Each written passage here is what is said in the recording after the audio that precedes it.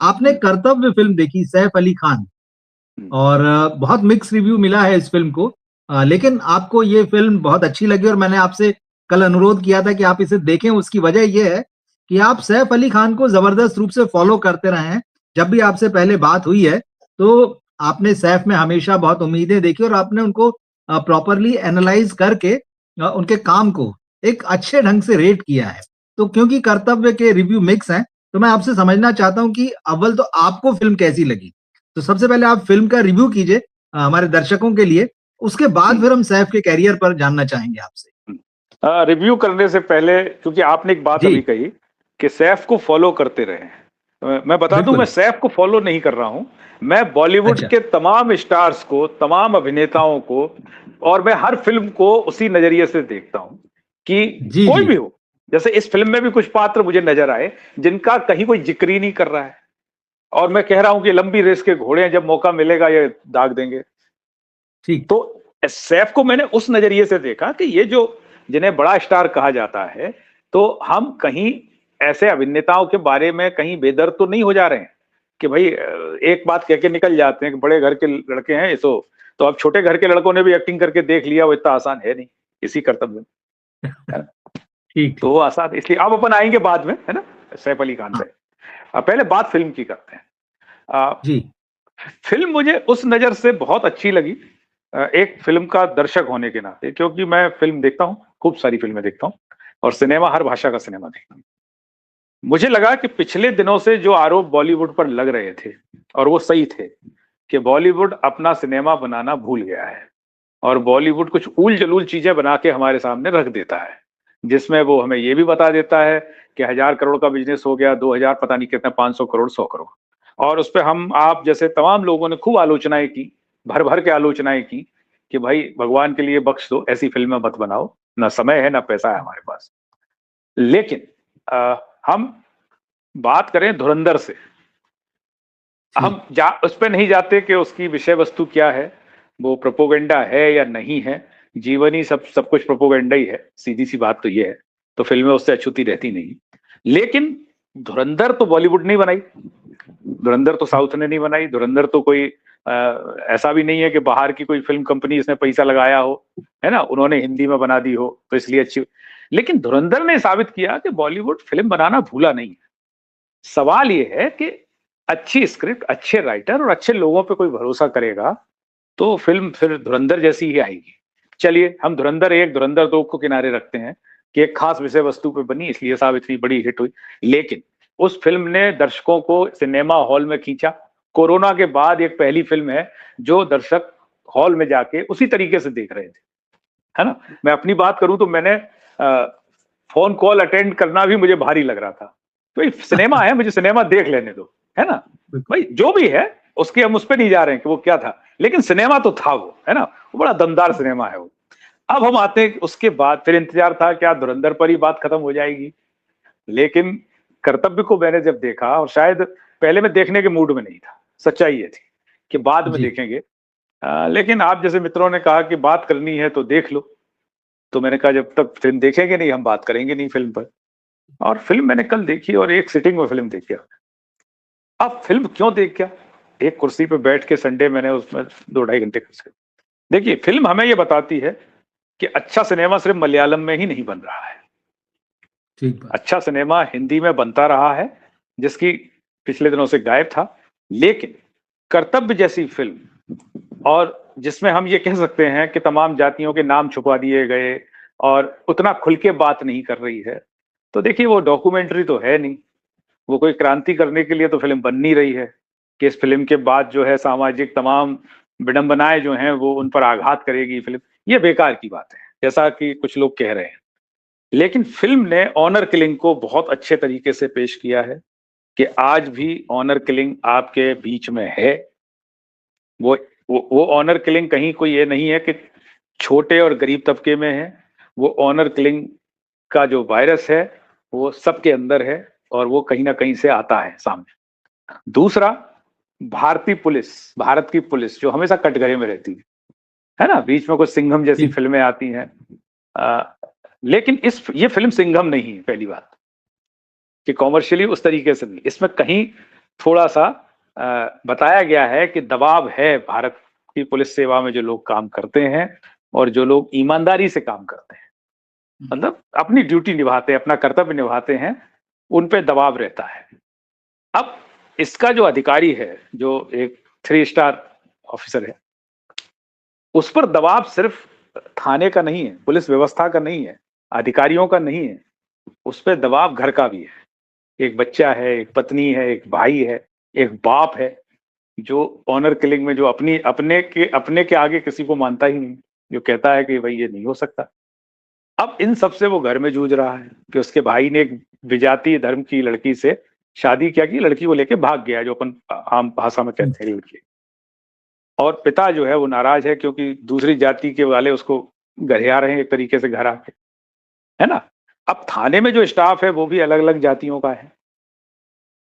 एक उनके ऊपर एसपी है, जो एक बाबा जी हैं, जिनका भी जिक्र अपन कर लेंगे, जो बाबा जी का अभिनय हुआ बड़ा चर्चा में है। वो बाबा का बड़ा रसूख है, तो वो बड़े अधिकारी उनके भगत है सब, है ना।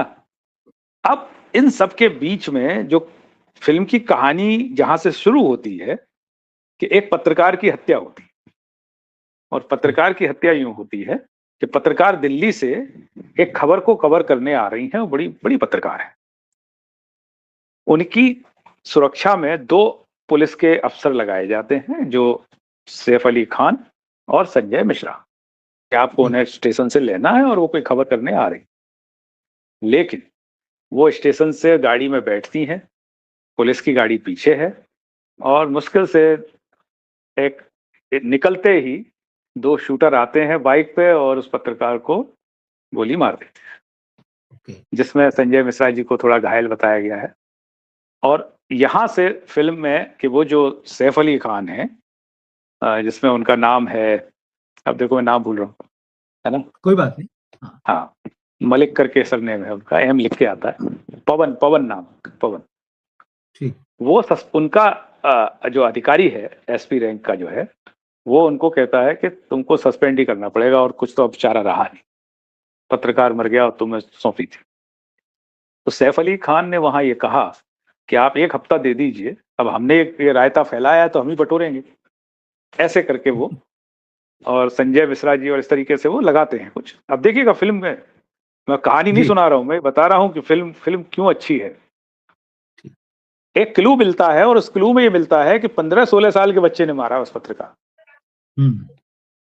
और सारी फिल्म उस बालक पर निर्भर हो जाती है कि जहां पूरा सिस्टम पुलिस का उस बालक को निपटाने के मूड में है, क्योंकि बालक निपट जाएगा तो सब सुरक्षित, पुलिस की नौकरी सुरक्षित, बाबा जी सुरक्षित, और बाबा जी से तार जुड़े थे उस घटना के। इस पुलिस अधिकारी ने जो जिसकी भूमिका सैफ की है, उसका कहना यह है कि यार वो बालक है, अब आप समझिए फिल्म का तार, और उस बालक को नहीं बचाएंगे तो हम उस बालक, मतलब हमारा बालक जब मरेगा तभी हम समझेंगे कि बालक फंसा दिया गया इसमें, है ना, जुवेनाइल कोर्ट का मामला है। बिल्कुल। और इस पूरे दबाव में वो जो लड़की लेके भाग गए थे उनके छोटे भाई साहब, वो कहानी चल रही है बगल में, इनकी चल रही है, पुलिस के अंदर से तमाम भीतरघात हुए हैं, और ये फिल्म उस के घर के दबाव और व्यवस्था का दबाव, उस सिस्टम का, जिसमें वो अपने कर्तव्य को नहीं निभा पा रहा है, और जब जब निभाने की कोशिश करता है तो वो सामने चीजें हम देखते हैं। तो फिल्म कहानी बहुत सिंपल है, लेकिन फिल्म को इतनी कसावट के साथ उन्होंने बनाया है कि हमें लगता है कि वाकई में सिनेमा, जिसमें कोई आइटम सॉन्ग नहीं है, कोई उस तरीके का मतलब रोमांटिक गीत नहीं है, है ना, और बैकग्राउंड में वायलिन बजती रही है, जो फिल्म को वाकई में एक धार देती है।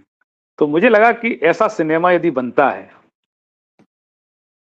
तो फिर एंटरटेनमेंट भी, थ्रिलर है वो, एक मर्डर मिस्ट्री को सुलझा रहे हैं वो लोग, और उसमें वो सब कुछ है ना, और एक ऑनर किलिंग जैसी, क्योंकि हरियाणा की पृष्ठभूमि बताई है, और पुलिस पे नाम तो झारखंड जैसा लिख दिया है, लेकिन वो जिसमें अब ये कहा जा रहा है कि कानूनी दाव पेचों से बचने के लिए उन्होंने घालमेल किया है, लेकिन वो बता देते हैं कि कहानी आपके आसपास की है, इसमें नाम कुछ भी लिखा हो पुलिस का, वो दूर जाने की जरूरत नहीं है, और चाहे झारखंड हो या हरियाणा हो या मध्य प्रदेश हो।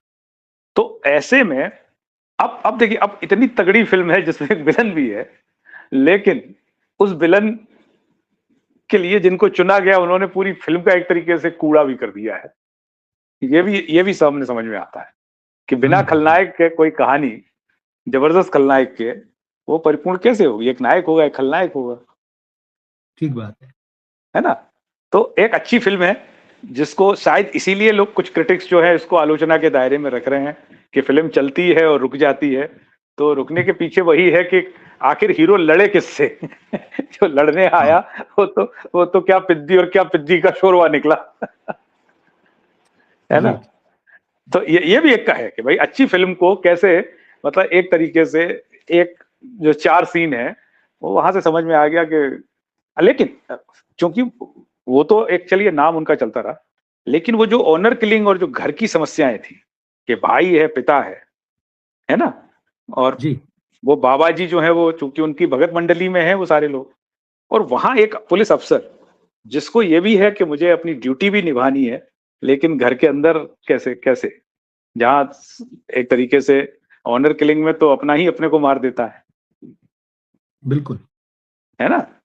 और सही, वो राज जब उसमें एक सस्पेंस फिल्म की तरह खुलते हैं कि कड़ी से कड़ी, तो एक डायलॉग है उसमें कि जहां गुंडे बाबा जी के वो कागज मांगने आए थे कि वो कबूलनामा जो लड़के ने लिखा है वो दे दो, बात खत्म।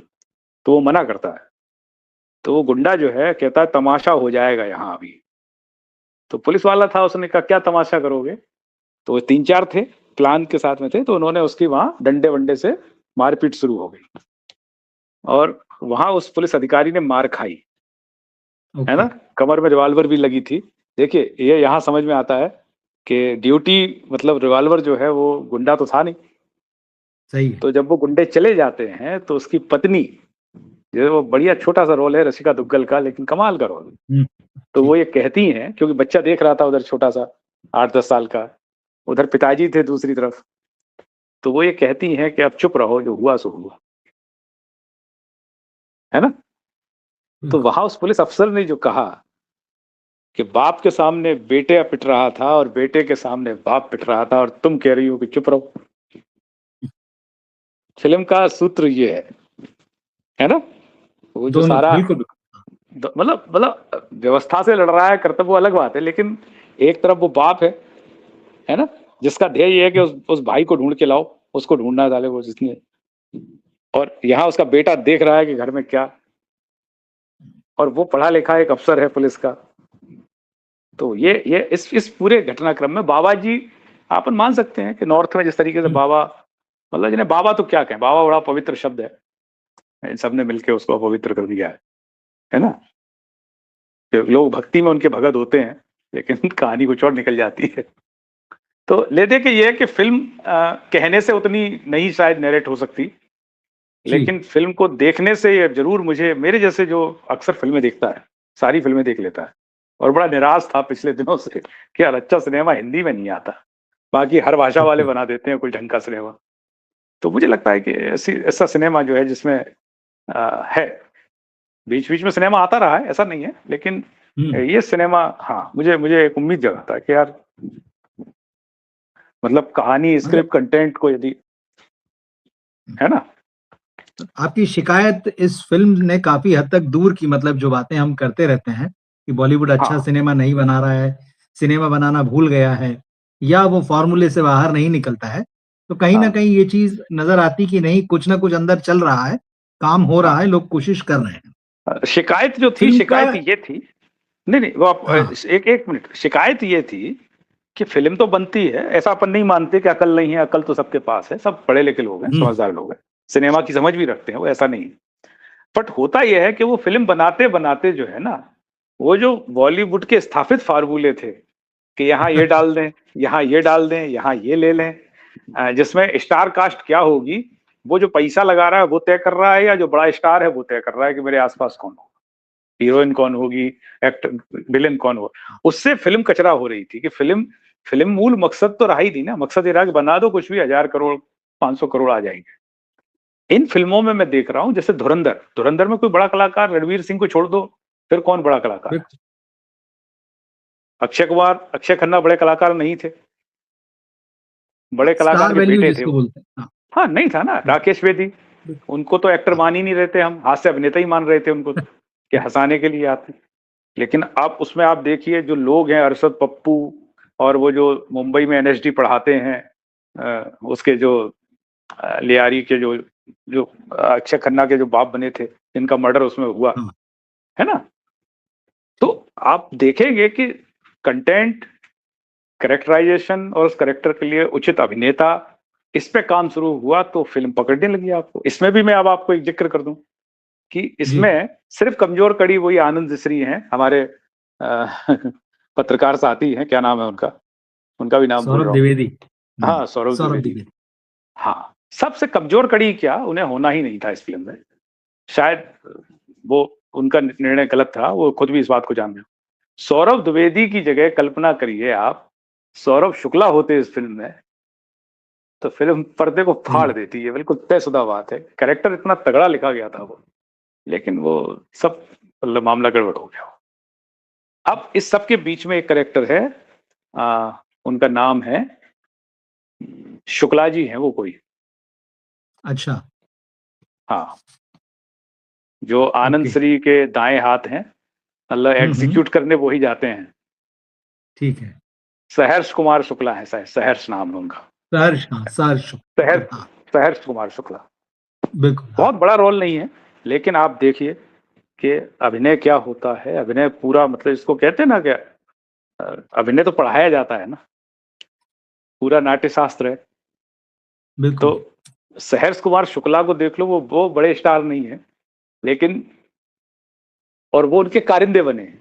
मगर अब तमाम किताबों को पढ़ने का दावा करने वाले हमारे द्विवेदी जी नाट्य शास्त्र के 2-4 पन्ने पढ़ लेते, तो इस फिल्म में शायद हम उनके लिए बहुत अच्छा महसूस कर रहे होते। खैर, बहरहाल वो अब ठीक है, कई बार पहली फिल्म है उनकी, हाँ, बिल्कुल, पहली फिल्म है वो, हाँ, जब वो इतना, अब ठीक है, आलोचना पूरी दुनिया कर चुकी है उनकी, है ना, पत्रकार वो अच्छे हैं, इसमें कोई दो राय नहीं। बिल्कुल, तो मुझे ये लग रहा है कि अब ईमानदारी से कहानी का चयन हो रहा है, ईमानदारी से स्टार कास्ट चयनित हो रही है, और तब फिल्म सामने दिखाई दे। क्योंकि इस फिल्म का प्रोड्यूसर कौन है, अब ये देखिएगा, इस शाहरुख फिल्म को खान, प्रोड्यूस किया है गौरी, शाहरुख खान। बिल्कुल, हाँ, तो अब ये आरोप यहाँ देखिए खत्म हो जाता है कि यार ये जब फिल्म बनाएंगे तो ये तो नेपोटिज्म और फलाना ढिकाना ये वो नहीं। इसका मतलब है कि फिल्म, है ना, ये थोड़ी आंखें खुली है, ये अच्छा सिनेमा, और मुझे उम्मीद है कि ये फिल्म एक शुरुआत है एक तरीके से। ओके।